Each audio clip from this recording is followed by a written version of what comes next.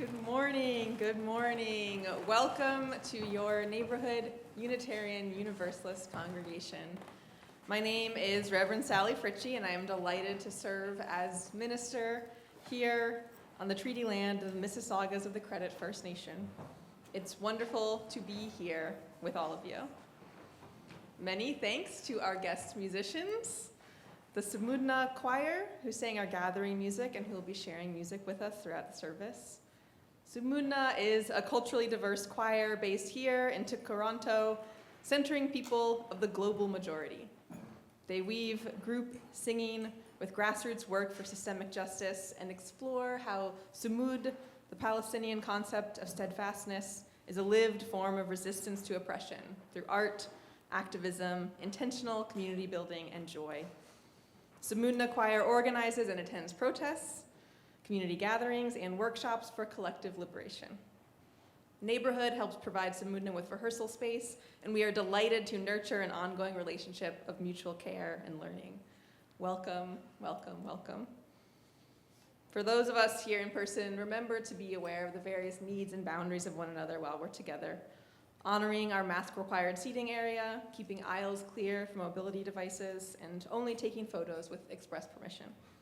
We're a community of many ages and abilities, which means we embrace whatever little noises or distractions might come with being together. And we're committed to a love that makes space for all.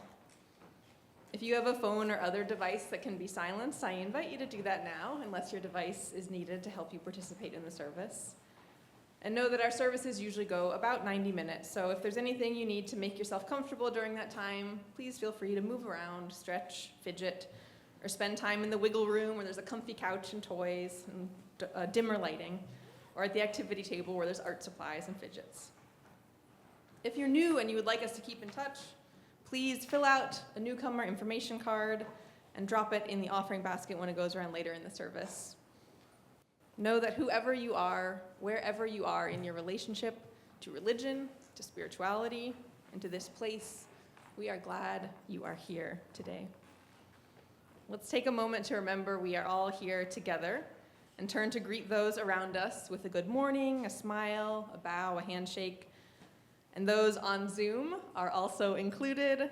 You can unmute yourself, say hello to your fellow folks watching on Zoom, and all of us here in the sanctuary, after we've said hello, can remember to wave back at the camera and know that you are part of our circle as well. We'll come back from greeting our neighbors with singing led by Suzanne.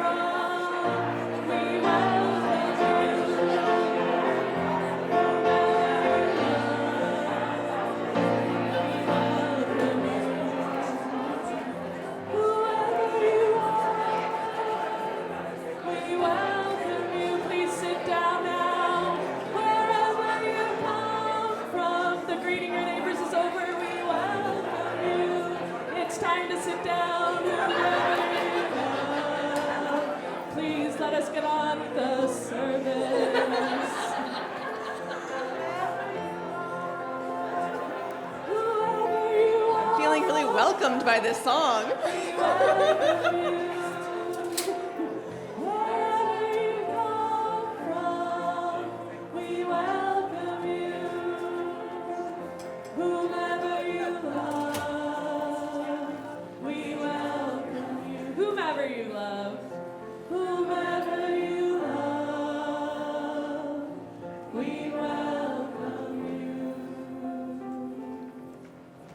One day we'll have a service that's just all greet your neighbor. See if anyone notices.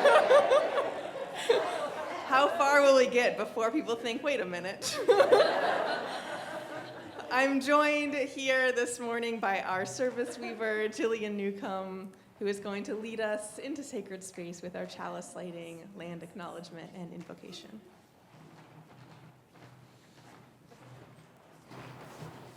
Thank you very much, Reverend Sally, and good morning, everybody. Lovely to see you all here today. I acknowledge that the Mississaugas of the Credit First Nation are the treaty holders and stewards of this land on which we gather today, and that the Wendat and the Haudenosaunee Confederacy lived here before me and are still living here now, together with other First Nations, Métis and Inuit. I am the descendant of white settlers from England, some of whom first came to what is now known as North America during the 19th century. Many of my family members perpetuated the colonial myth of white superiority while they occupied in ignorance the unceded territory here, and when they traveled and worked in various countries that were similarly subjugated by European imperialism. While I cannot undo the countless harms that were done to oppressed peoples in the past, I commit to ending my family's harmful cycle here. I will do this by educating myself and uncovering and facing my conscious and unconscious biases. I will stand up and sing out against inequality, injustice, and racism. As an early childhood professional, a mother, and a resolute UU, I strive to stand in solidarity with Indigenous peoples and other oppressed communities, and embrace my responsibility in crafting a future in which all children will thrive by respecting and caring for the land on which we live and all the peoples who live upon it. Together now, let us create a space that is free from distractions and the mental chatter of daily life. I invite you to join me in casting our circle by reading or listening to our invocation. Let us cast the circle of a sacred space here. Let us cast the circle of a cherished space here, a space of safety, a place of forgiveness, a place of love. If we want the world to change, we must craft in our space and in ourselves the seeds that grow a different kind of life. A life of graciousness, of creative intelligence, a place of life and spirit for ourselves and our families. I now invite Abigail to come up and light our chalice. Instead of lighting it anew, Abigail is illuminating the neighborhood chalice from the children's flame. This practice honors the children as a vital part of our community and reminds us that their insights and wisdom are valid and important. Please join me in singing our chalice lighting song. The words are going to be projected on the screen.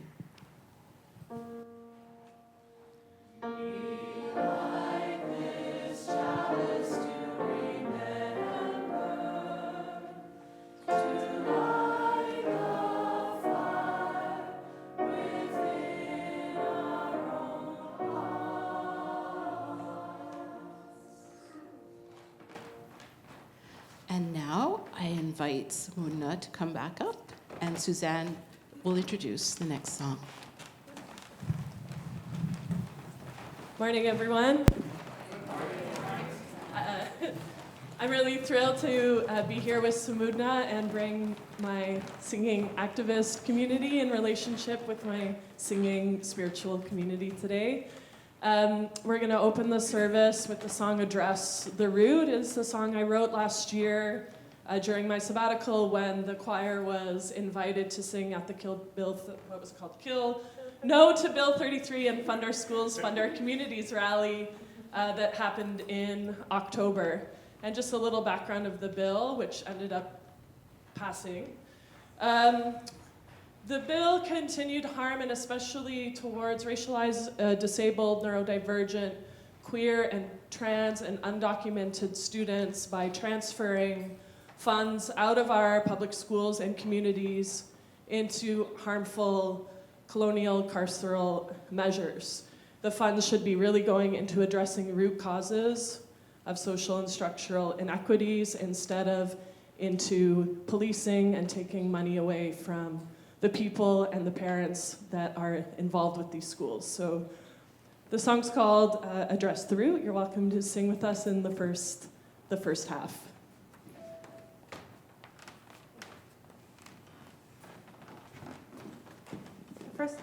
The first sentence that we invite you to sing is fund public education.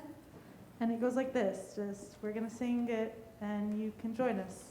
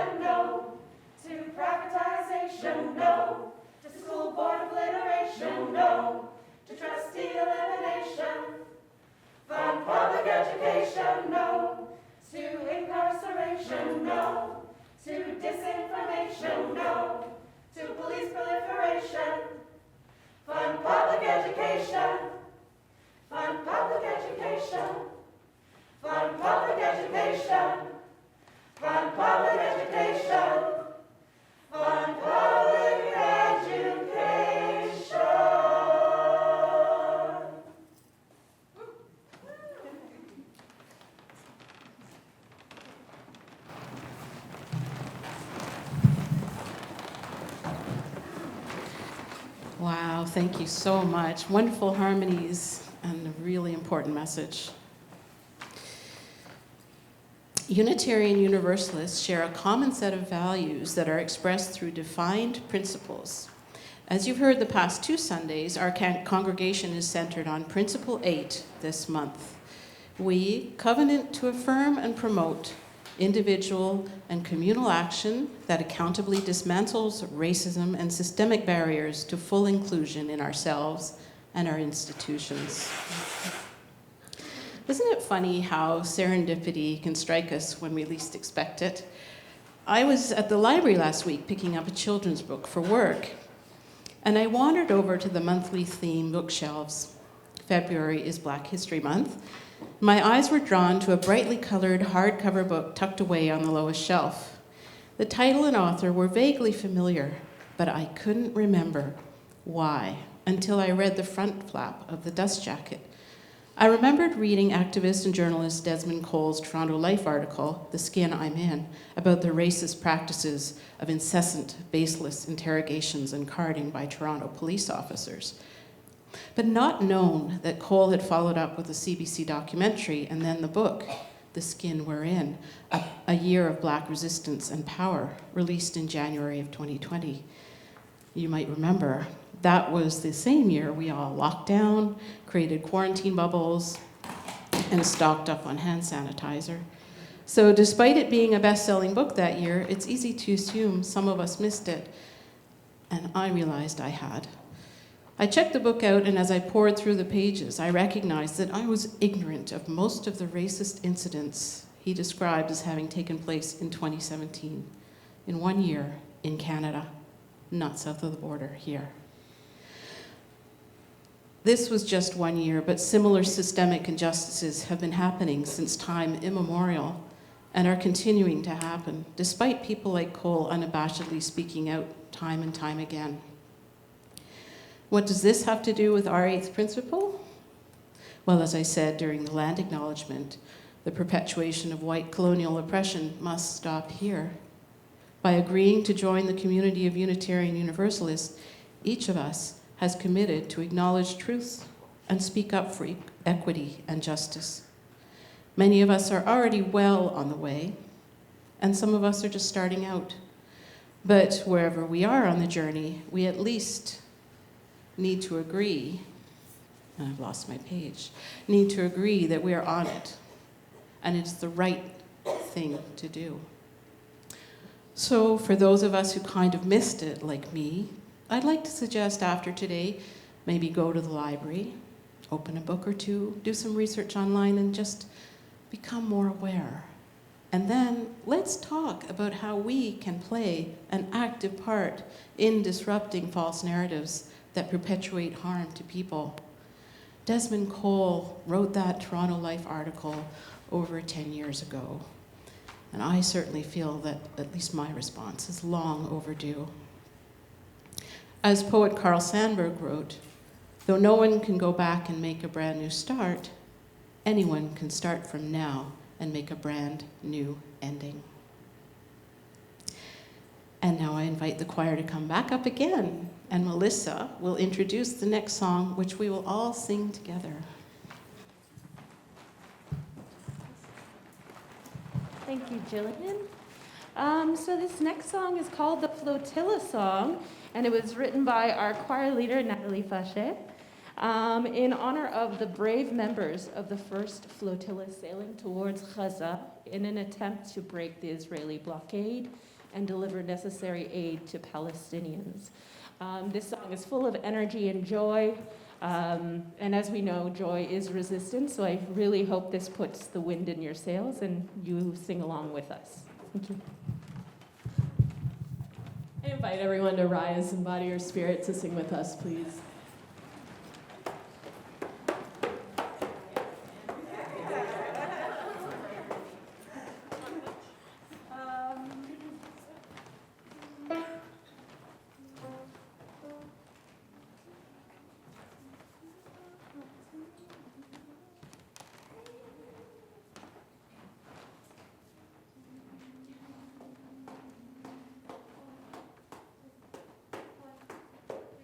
Flotilla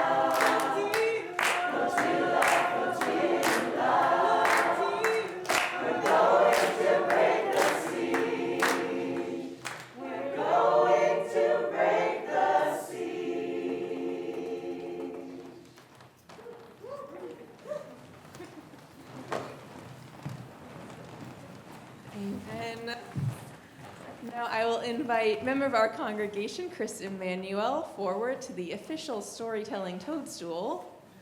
Chris is going to offer our Time for All Ages this morning. This is a part of the service intended to engage with different learning styles, different ages, and truly is for all ages. This story is a book written by an author, Fran Pimenenta, who was born in the Canary Islands, and he has written a couple of beautiful books with beautiful illustrations. We'll have the illustrations up on the screens, but they are bigger and more lovely in person. So if you're someone who needs to see that art up close, you're invited to gather around. You're allowed to get closer. If you're a floor sitter, you can sit on the floor. Or if you'd rather see from a distance, that's an option too. Okay. Chris, you go ahead. Anybody else want to come join me here, or am I going to just sit here alone? Any children of heart? Are you all afraid? The story's about being afraid. Okay. Okay. So the book is called Why Are We Afraid? And I want you, as I read the book, to look at the symbol that the author used, or not the author, the illustrator used to represent fear in the book. So see if you can notice that, okay? So the story goes, after the clap of thunder, the house went dark. Max's father lit a large red candle and set it on the table. Max watched the flame dance for a few minutes. Then he asked, Dad, have you ever been afraid? Max's father closed his eyes to gather his thoughts. Yes, Max, I have, he said at last. We're all afraid sometimes. It doesn't matter if our fears are small or imaginary. They can flood the room in an instant. Some people are afraid of the unknown. They don't want to lose their way in the maze. Others are afraid to face the shadows. They feel it's too hard. Sometimes we're afraid of loud words and roaring blows. They can make us tremble like leaves in the wind. We can be afraid of feeling lonely or of being alone. People need people. Being around others can warm us like a fire. Sometimes we're afraid because the real monsters aren't under the bed after all.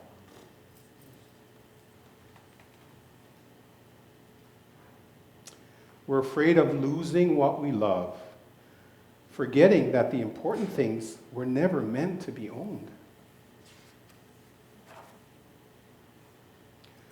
Often we're afraid of freedom. Strange as it may seem, some of us are afraid of freedom. We're afraid because we can't control the future. There's a tall door hiding what's ahead, and we're not sure we want to open it. We're afraid of falling short and free falling and fading away. Some people hide behind heavy armor to mask their fears. They're afraid their armor will crack open and expose them, but they don't usually tell you that. Some of our fears feel so powerful that they stop us in our tracks. But fear, like a guiding lighthouse, can warn us of danger ahead. Either way, Max, we always keep going. Outside, the street lights came on. The power came back. Max's father went to turn on the light switch, but Max stopped him. Dad, can we let the candles burn a bit longer? It's the perfect night for telling stories. Max's father smiled and sat down beside him. Sure, what would you like to hear? Max hesitated for a moment. Finally, he asked, do you know any scary stories? And that is the story of fear. Okay, so let's say, who can answer the question? What was the symbol the illustrator used to represent fear in the book? Black stone. It's a black, but it's not a stone, it's actually an egg. Because if you remember in the last image, the fear had been by the window, the fear had cracked and started to fly away. So I think it's, what slide is it? Not, yes, the one before. The next one, I think. Yeah, it's on the one that's on the window, Bruce. There's cracked, but there's one on the last one. Oh, you can't see it in there, but it's actually was flown away. Thank you so much for listening, everyone. Okay, the children's song.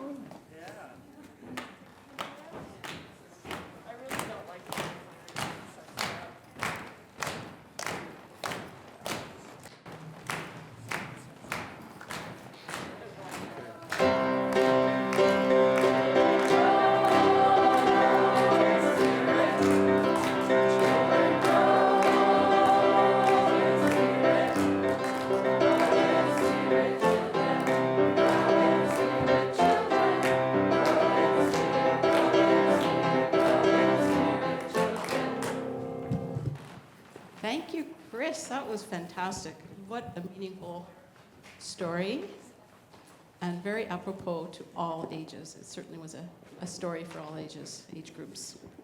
And I just want to make a shout out to volunteers today that have pulled together for the children's program, the Time for All Ages, and then the programming in the Rainbow Room. This community really is made up of wonderful volunteers that help this community thrive and grow, and it's just fantastic to witness. So now we come to joys and concerns. It is a special opportunity in our service that brings our community closer together, in which we share our feelings about something that is currently on our minds or happening in our lives. The service recording excludes this ritual to preserve privacy.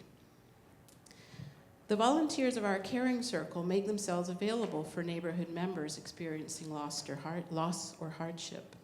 And if you would like to share more about your candle or about an unspoken concern, you can chat with one of them after service or set up a time to have a phone call.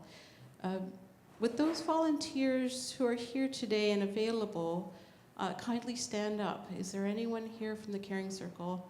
Thank you, Lauren. Thank you, Sana. And thank you, and Joan and Prakash, wonderful, 4 members. Thank you all for helping to make neighborhood a more caring community. Just a reminder for the first few people who come up to the chalice, please put your candles close to the center to leave room for others to place their candles without risk of burning themselves.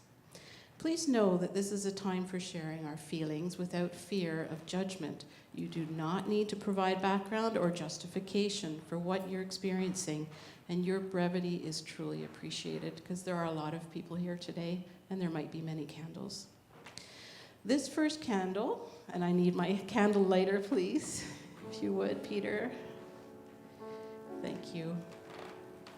This first candle is to commemorate the people who lost their lives this week in the Tumbler Ridge mass shooting, and for the surviving victims, including all loved ones who are mourning a tragedy that will be with them for the rest of their lives. May they find peace.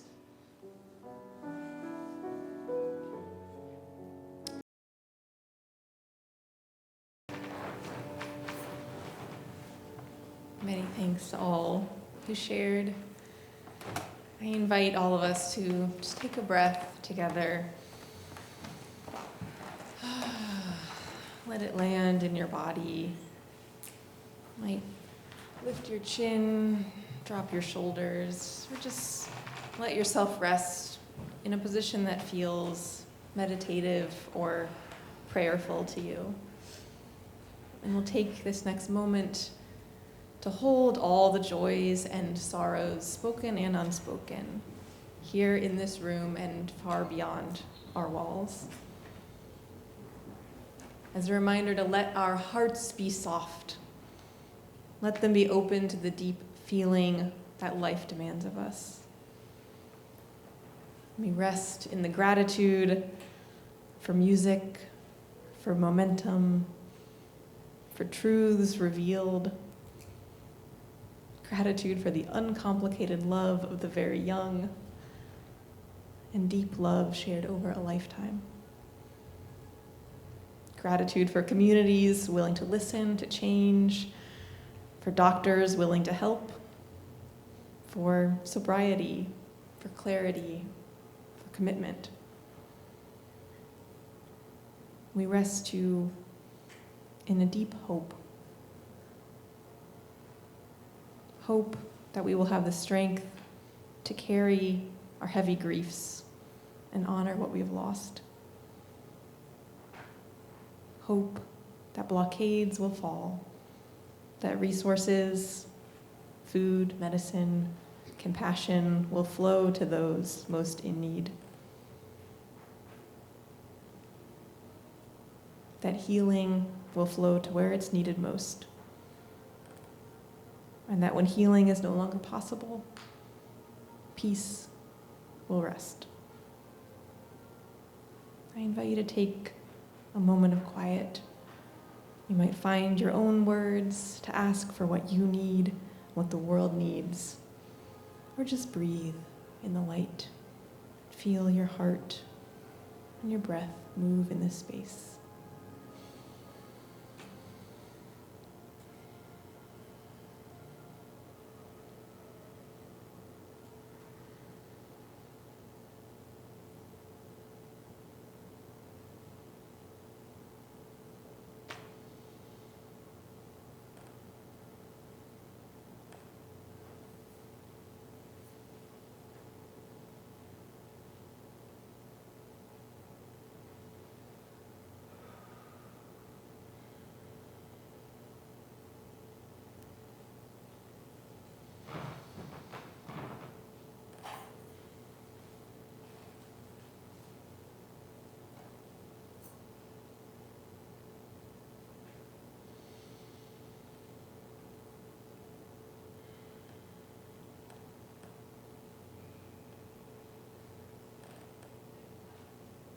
May all prayers, spoken and unspoken here today, be heard, be answered in every way possible.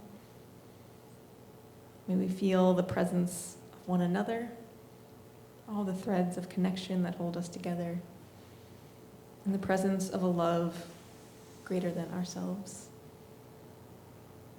Blessed be. Amen.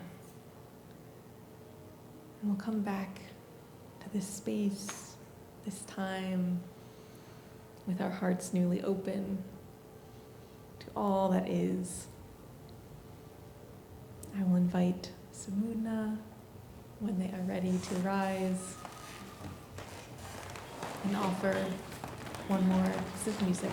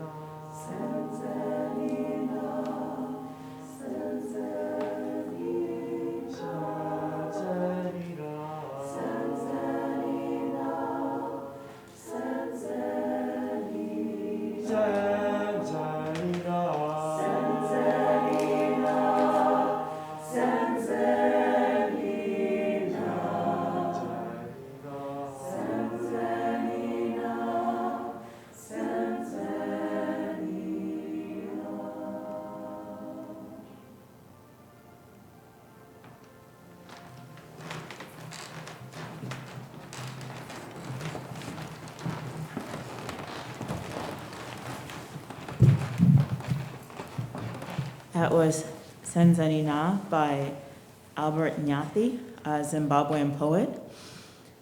Senzanina is a Xhosa struggle song and an anti-apartheid song. It was composed communally in South Africa. It was originally written in Zulu and has been translated to Shona and Xhosa.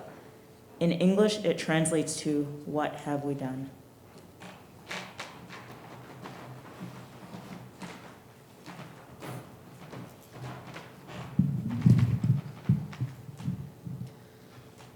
All people deserve to be safe.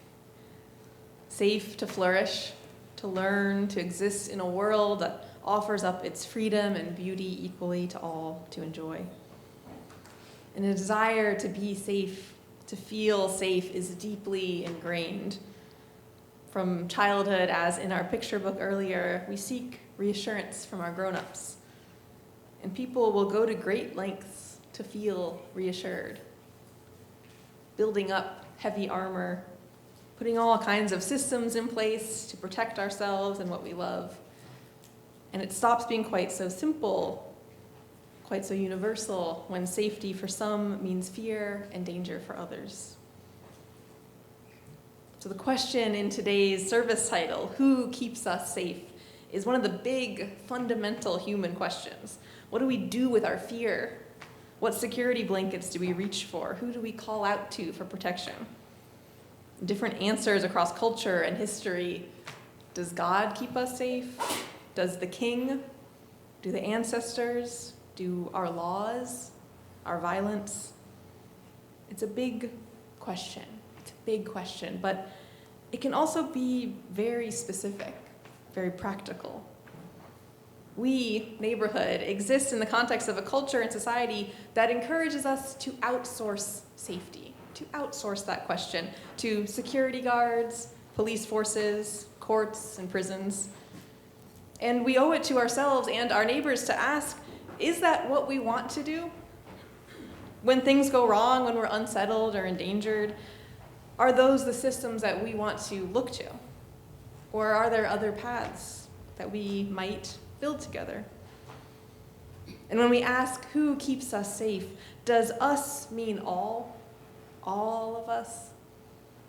Because if we want us to mean all, then the current police and justice systems cannot keep all of us safe. Everyone here will have had different experiences with policing, neutral, negative, positive, mixed. And I don't expect anything I say here to outweigh those direct experiences. But I'm not certain we're all aware of just how different those experiences might be, even here in progressive, multicultural Toronto. When you are in a public place, maybe a rally, maybe just walking down the street with friends, maybe in an unfamiliar part of town, and you see a uniformed officer, and you know that you are seen by them as well. What feeling does that evoke in you? Is it neutral, like seeing a line worker or a construction crew? Do you feel safer, reassured to know that there's someone on duty, someone keeping an eye out? Do you feel less safe? Are you on edge, suddenly hyper aware of your hands, your posture, how quickly you're walking? The fact that those answers can and do differ so much from one another, and often along lines of race and class, should tell us that there's something there worth our time and attention. As Gillian shared in her opening words, the surprise that some white Torontonians feel when learning about experiences like Desmond Cole's should lead us to want to learn more. Now, why talk about such a fraught political topic here in the sanctuary of our sacred space, where we come to have our cups filled and our souls tended? One reason is our eighth principle, a desire to take seriously our commitment to dismantling racism and systemic barriers in ourselves and our institutions. If we haven't yet made space to lay our UU values alongside our beliefs and assumptions about policing to see how they align, now is a good time. I admit this topic is a challenge because there is so much to learn once you start looking. the history of policing in Canada, heart-wrenching statistics and stories of bias and brutality, current events here and in the States, personal stories and experiences, complicating nuances that make it impossible or irresponsible to talk as if there is one monolithic Black experience or Indigenous experience or marginalized opinion on policing and safety. I brought along some of the reading I did for this service, and I'll leave these books out after the service so anyone who's interested in more can page through, strike up a conversation, go to the library. There's so much. And I realized I could have spent this entire service just setting the stage for what I really want to say. So I ask your forgiveness for all the things I'm not saying today. Know that it's so I could get to the heart, which is this. The work of creating safety, real safety for ourselves and our communities, is work we can do, all of us. Beyond our commitment to the eighth principle, there is a deep spiritual need at the heart of this conversation, to do with the faith we have in our fellow human beings. Whether we can nurture our ability to imagine a future in which we're not so afraid of one another. Whether we can answer the question of who makes us safe, not just with the feeling of being protected by systems of authority, but with a real safety, one that's built from the ground up and maintained by a network of care. A safety that's available to those who have not historically been made safe by all those systems and suits of armor built around us in the past. Let me share a story with you from right here in this congregation, and from before my time here. You might remember it if you've been around for a few years. One Sunday morning, a visibly intoxicated woman made her way into our sanctuary partway through the service and began talking loudly to herself, asking semi-combative rhetorical questions like where God is here. And the service weaver struggled to continue the service. Not just because of the loud talking, but because of the tension and alarm of having someone behaving in such an unpredictable and possibly hostile way.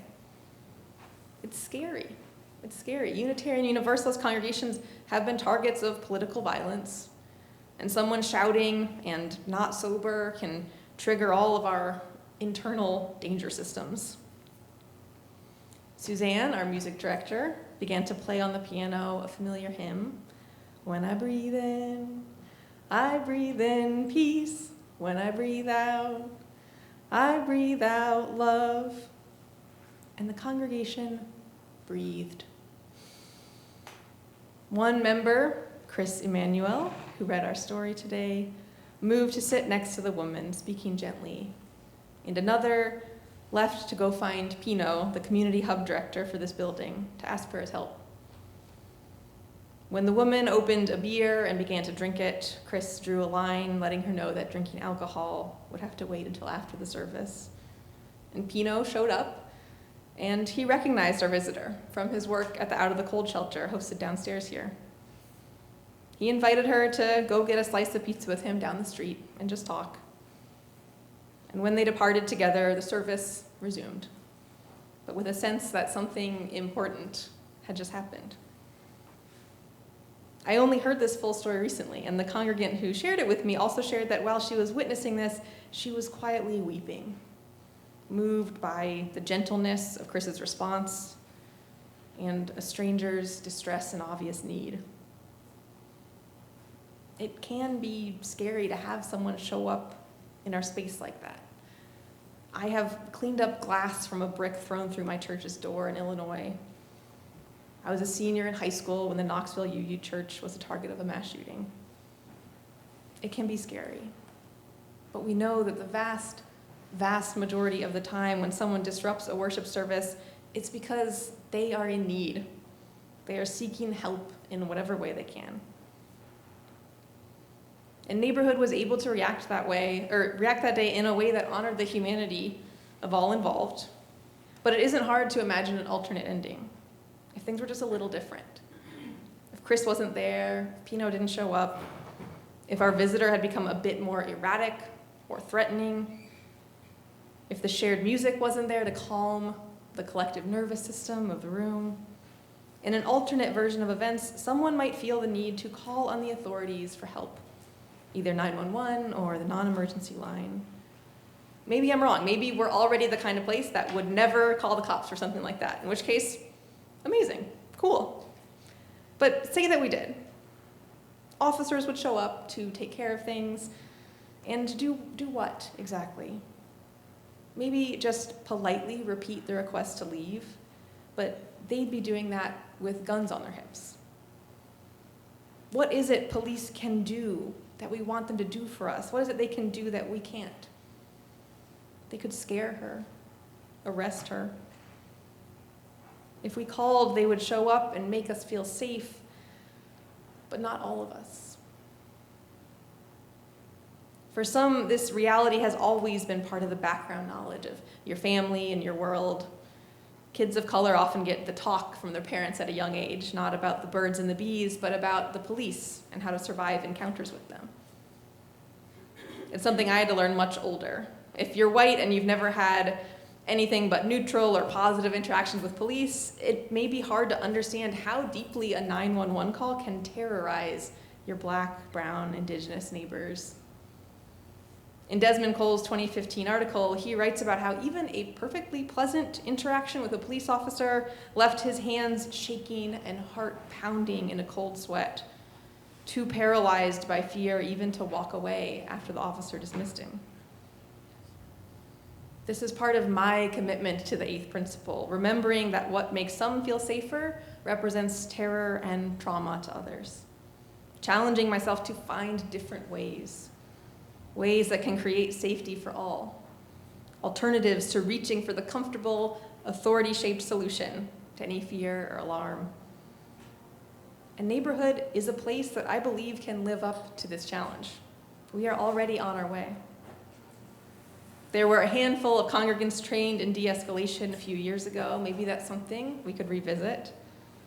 Our connections with Pinot, with Out of the Cold, with our interfaith neighbors, all are worth nurturing and all add to a type of safety that only comes when we're woven into a network of mutual care. I said at the beginning that the work of creating safety is work we can do. It is work, but it's also joy. It's music, it's mutual aid. It's asking, what do people need to actually be safe? And then doing whatever we can to make it possible for them to get it. Rent, medical care, genuine human connections with people who will notice when all is not well. We can imagine a world where safety is not something we outsource. And we can learn how from communities that have been living that way for a long time. Black, indigenous, queer, homeless, Palestinian communities who haven't ever been able to look to the authorities for safety or stability. Was it a coincidence that in our majority white congregation, it was a man of color who knew how to speak to our disruptive visitor that day, knew how to risk turning toward discomfort, proximity, even danger in that moment? Is it a coincidence that the city of Minneapolis, the city that saw George Floyd murdered nearly 6 years ago and reckoned with a historical loss of faith in law enforcement, has been the city full of regular people showing up for their neighbors, paying their rents, buying their groceries, protecting their children, and putting lives on the line to protect one another? In her book, We Do This Till We Free Us, Mariame Kaba, a Black American prison abolitionist, wrote that when people, especially white people, consider a world without police, they envision a society just as violent as our current one, but without law enforcement, and they shudder. But it is possible to envision something else entirely. A world where safety comes from solidarity, from having one another's backs, where law enforcement doesn't magically disappear, but where it stops being the go-to solution for all of society's problems. The city of Toronto piloted a community crisis service back in 2022, which has now expanded to the whole city, a specifically non-police response team able to show up for the community without guns, without cuffs, with the type of training and resources that might actually de-escalate a crisis.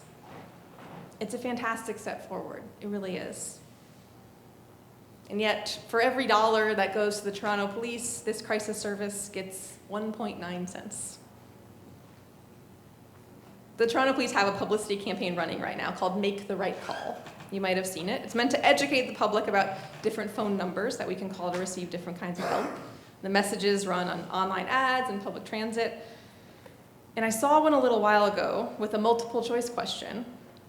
If your neighbors are having a loud party that goes on past 1 a.m. and starts to spill out onto the street, who should you call? And the options were 911, 211, or the non-emergency police line. And I felt a bit taken aback when I saw it because it seemed like the obvious answer wasn't on the list. The correct answer, according to the ad, is to call the non-emergency line. But who should I call if my neighbor's party is bothering me? My neighbor. Why is calling my neighbor not an option? And I know I'm not the only one who has that thought. I mean, even if I hated my neighbor, even if I was afraid of my neighbor, in what world would threatening arrest or violence be a proportionate response to a loud party? This is partly what made me realize there is a spiritual matter here worthy of bringing to a Sunday morning. How is it we're so alienated from the people around us that we're expected to call on a police force to have what could be a simple human interaction?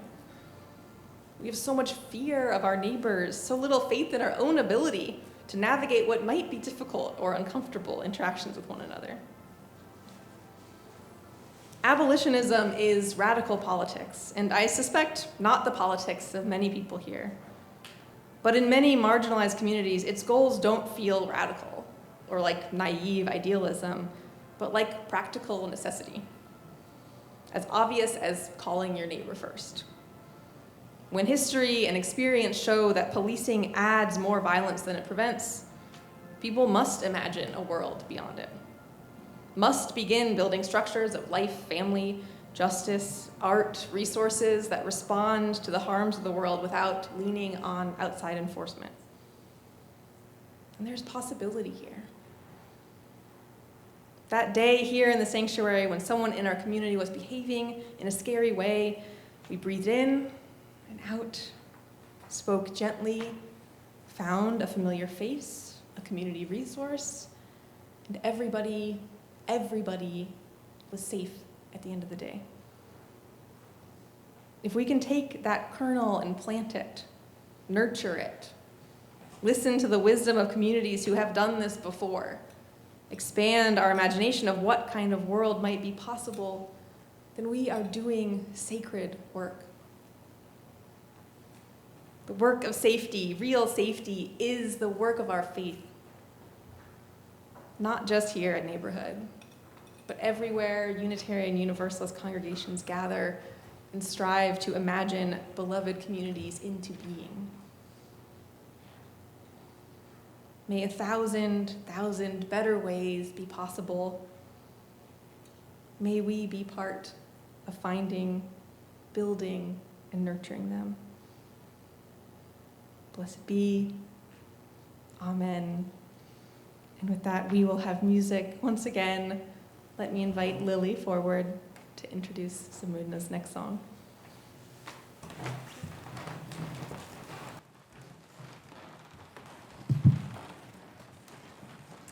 This next song that we're going to sing is called Sumudna.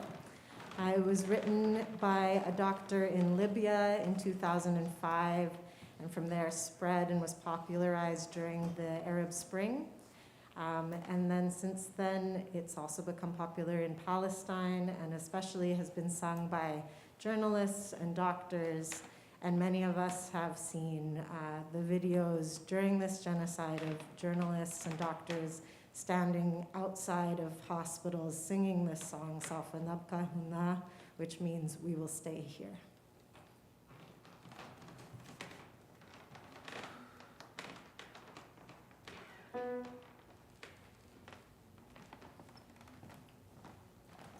Some of you know this. Yeah. Sing with us.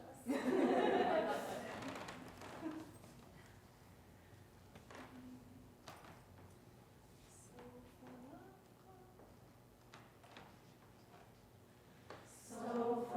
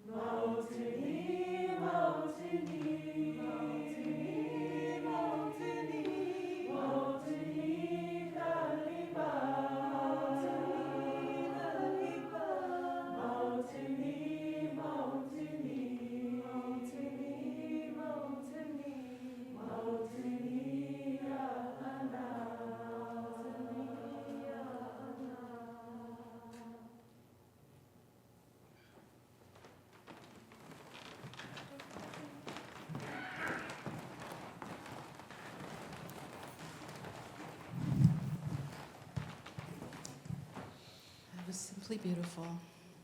Thank you. Winston Churchill said, "We make a living by what we get, but we make a life by what we give." We've come to the time in our service when we consider how we can contribute to the life of our congregation by supporting the nuts and bolts that hold us together, the rent, staff salaries, programs that enrich us, and yummy snacks that feed our bellies. Members and friends of Neighborhood can give either through our weekly collection, predated checks, e-transfers, or automatic withdrawals. And now the greeters will pass the baskets around while our Reverend Sally provides an update on the life of our community. Oh, and for those on Zoom, please feel free to make a donation through our website. As you contribute financially, so too do you contribute by your participation, your presence, and some of the things that are coming up in the life of our community. Today, after the service, 2 p.m. this afternoon, we are having circle music. This is a regular gathering open to all. You do not have to consider yourself a singer. You are invited to come play with sound, enjoy the circle of music. Next Sunday after the service, 12:15, there will be a Social and Environmental Action Committee meeting. They are open to all. If you have ideas about how to incorporate actions into upcoming service themes, they want to know your thoughts. They want to incorporate your ideas and energy into the project of this congregation.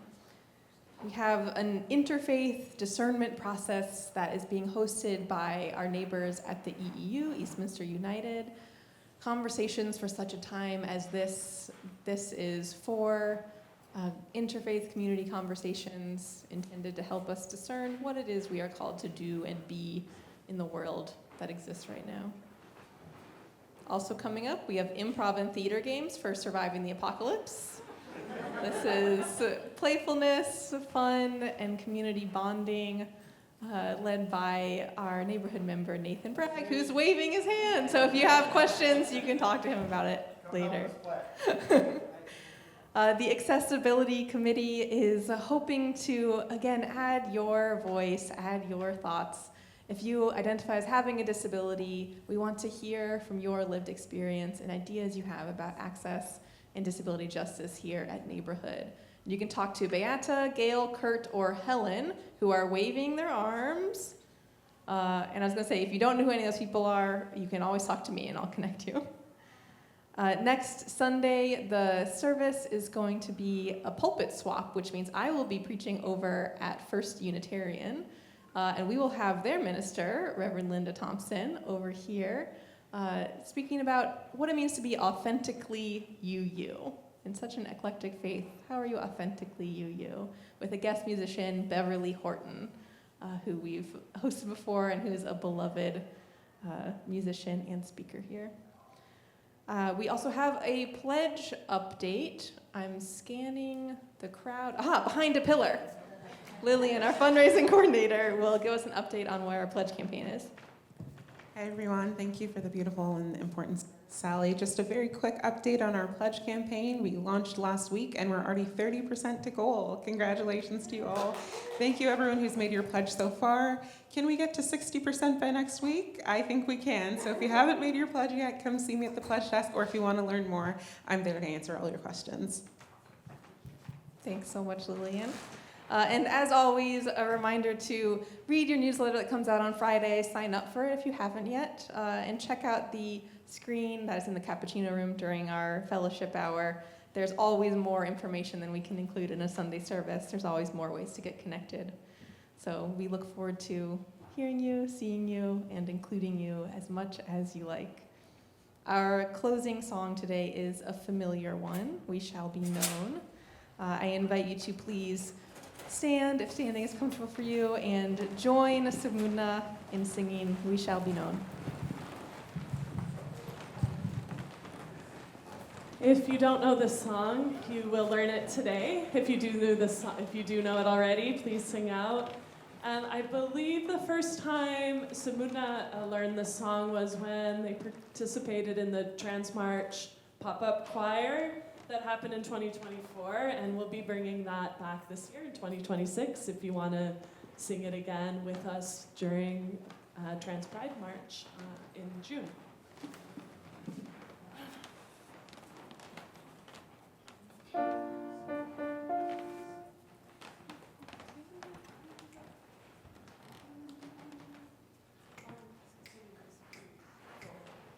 We shall be known by the company we keep, by the ones who circle round to tend these fires. We shall be known by the ones who sow and reap the seeds of change alive from deep within the earth. It is time now. It is time now that we thrive. It is time we lead ourselves into the well.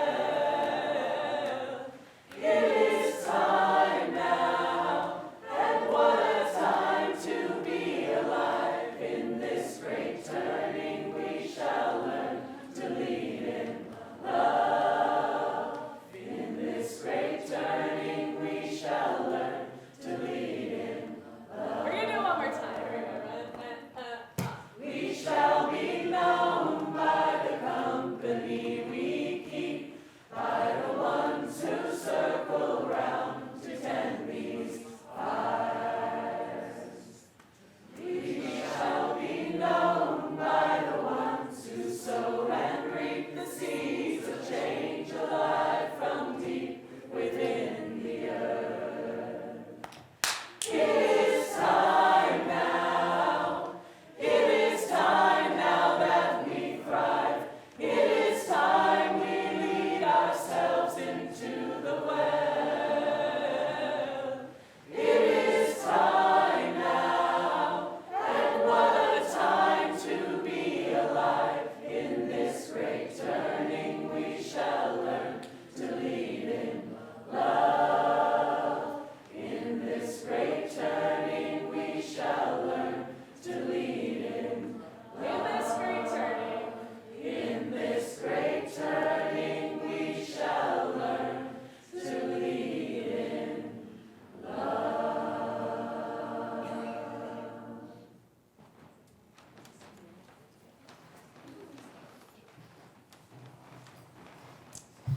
Well, I believe in ritual, and although our chalice has already been extinguished, it's working? It's still there? Okay, Abigail, come on out. I was going to invite you up anyway. Oh, although our chalice has fallen down. All right, I still think it's important that we sing our song.